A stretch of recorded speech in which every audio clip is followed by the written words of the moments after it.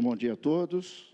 Nós cumprimentamos a nossa amiga vereadora Débora, que preside nesse momento a sessão, demais vereadores.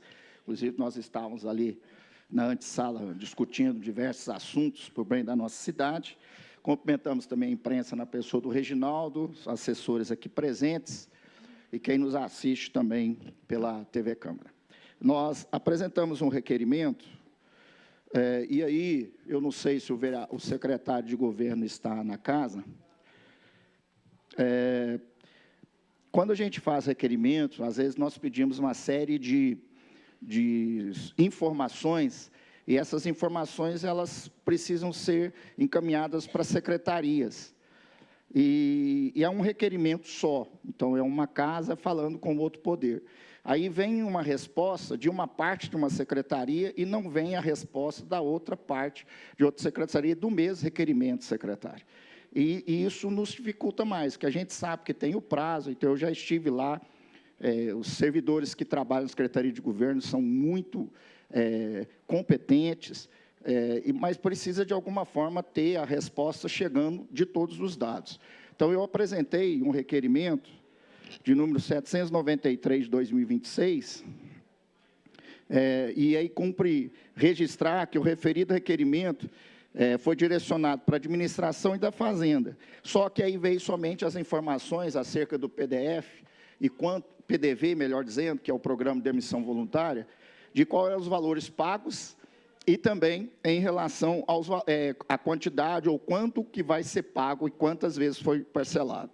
Então, eu peço, encarecidamente, e quando for responder os requerimentos desse vereador e demais vereadores, que as secretarias elas respondam todos os dados do mesmo requerimento. É lógico, se você fazer 3 requerimentos, sem dúvida nenhuma, vão chegar diferentes, eu concordo. Agora, o mesmo requerimento eu preciso, porque senão eu não completo os dados necessários para que eu possa ter as informações e até prestar informações aos servidores que me procuraram em relação ao PDV, porque a gente precisa. O que tem acontecido é que abre o programa de demissão voluntária, o processo tramita, passa pelas diversas secretarias, o parecer jurídico, chega na Secretaria de Administração, o servidor é notificado, ele, então, tem a demissão voluntária, mas aí não sabe quanto vai pagar, quantas vezes vai pagar. No meu entendimento, isso teria que ser planejado já. Inclusive, o servidor, quando vai pedir o programa de demissão voluntária, ele até tem que saber que vai ser parcelado em 10, em 5, em 8, porque o servidor público ele precisa saber quanto vai ter o dinheiro, acesso ao dinheiro. E muitos fazem isso porque já estão no final de carreira, já contribuíram muito, e eles precisam também, talvez tenham o planejamento de empreender, abrir um negócio ou fazer um investimento, e eles precisam ter essas informações. A gente não pode simplesmente terminar o processo de demissão voluntária e deixar os servidores no limbo, sem as informações de quando vai receber. Então, eu peço, secretário, que o senhor nos ajude nesse sentido e a resposta ela seja condensada todos no mesmo requerimento. Quero aqui manifestar a minha alegria em relação ao programa Minha Casa Minha Vida. Realmente, nós vimos aí que centenas de famílias serão beneficiadas, pessoas que realmente têm esse sonho de ter a casa própria vão ter.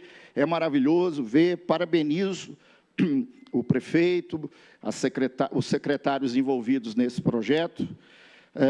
Eu estava fazendo uma análise na lei ali, com muito orgulho. Eu estava secretário de Planejamento quando nós assinamos a primeira lei em relação ao programa Minha Casa Minha Vida. Então, isso já é uma história.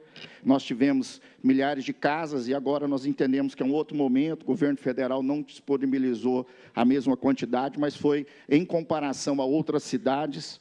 O município de Araguari se sentiu muito bem contemplado e isso nos ajuda. Mas o meu dever de fiscalização ele é concomitante à minha alegria de ver. Eu tenho manifesto uma preocupação, inclusive, numa reunião interna com a secretária de Planejamento, a Mariel Gadena, eu até perguntei acerca disso, e no dia ela não tinha todas as informações, porque ainda não tinha terminado o certame, ou seja, o processo licitatório para a contratação da empresa. Então, eu solicito que seja nos informado o nome da empresa contratada e para que ela preste as seguintes informações: o nome empresarial, o endereço, a execução do processo de seleção, o nome responsável,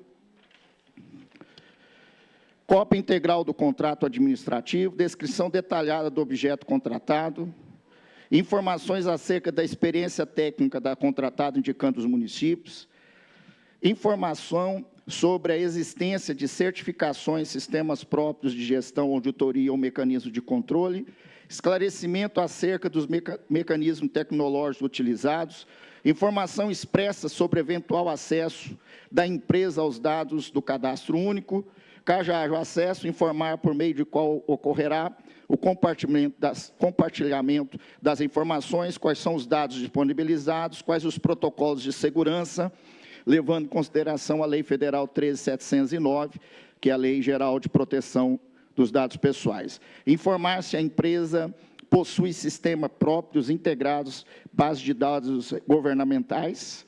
Informar se haverá participação de servidores públicos municipais, agentes públicos, comissões de acompanhamento ou qualquer outro representante da administração. Em caso positivo, informar a composição da comissão responsável. Por que é isso? Eu acho que precisa ter acesso, senão seria contraproducente.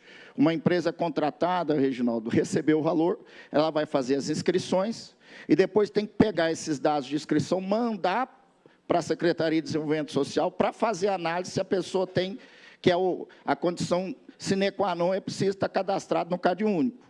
Então, seria muito mais fácil se na hora da inscrição já tivesse acesso disso, que aí você já retira quem não tem direito nem de passar para análise dos outros requisitos. Então, esse requisito ele é eliminatório, segundo a lei imposta aí, pelo governo federal, que a prefeitura optou de levar na sua totalidade, inclusive os critérios. Então, a gente quer saber justamente nisso, onde vai ser, quem vai ser, se vai ter acesso, porque a gente tenha pelo menos a segurança, e também, já que é importante, vereadora Ana Lúcia, é o nosso papel, e a gente enaltece mais uma vez o trabalho em relação à Minha Casa Minha Vida, mas a gente precisa, enquanto vereador, ter toda a clareza e para que ninguém venha depois questionar que houve algum problema, e eu não tenho dúvida nenhuma da lisura, tanto dos secretários envolvidos como do prefeito, mas quanto mais nós tivermos a condição de demonstrar que não há nenhum tipo de manipulação de dados, é mais seguro e isso traz confiança para as famílias. Eu reitero que eu não tenho dúvida nenhuma quanto à lisura, o comprometimento dos secretários envolvidos, do prefeito e das pessoas que terão acesso. Eu também apresento aqui a questão da criação de uma comissão específica em relação ao IPTU, assinado aqui por diversos vereadores, vereadora Débora, vereador Cascão, vereador PH, vereador Paulo do Vale, vereadora Isabel, que nós estamos assinando aqui, outros vereadores também, que a gente possa ter uma conversa, tirar as dúvidas em relação a isso. E, vereadora Débora, às vezes eu fico chateado, que o governo nunca entende a nossa intenção. Ele simplesmente cria um problema e tenta. E quero dizer que eu sou uma pessoa, viu, líder, muito resiliente. E o meu temperamento, como é colérico, quando alguém tenta me pressionar, parece que é aí que me dá força para instigar. Então, assim, eu sou alguém de bom trato, de conversa, de questão. Agora, não manda mensagem para me acuar. Eu não sou alguém que abre mão porque está me acuando. O meu papel, compromisso primeiro, é com Deus e com a sociedade araguarina que me deu esse mandato. Então, eu não estou tratando de forma, não estou acusando sem fiscalização. O governo chamou outras pessoas e deveria ter me chamado, já que se tivesse algum problema, estivesse tudo certo. Então, líder, o governo precisa ter essas questões, né? Aí me diga, por que você não procurou antes? Eu falei desde o ano passado sobre isso. E agora, eu fiz o requerimento já cobrando, inclusive dei entrevista no Gazeta, já estava chegando a entrega do carnê, não tinha o carnê, já estava chegando a data do pagamento, não tinha carnê ainda, quando que vai ser, as pessoas precisam se programar, então eu estou falando de IPTU tem muito tempo. E agora eu preciso ter essas informações. Não obstante, se vai ter um acréscimo ou não, o que está dentro da lei. O que for lei, tem que cobrir. Quem construiu e não colocou isso de forma correta, vai ter que pagar IPTU. Agora, precisa cumprir o que está instituído na lei, e a gente precisa dizer que, líder, informação do TCE não sobrepõe a nossa lei municipal. Se o TCE dá essa informação, precisa ser mudada a lei.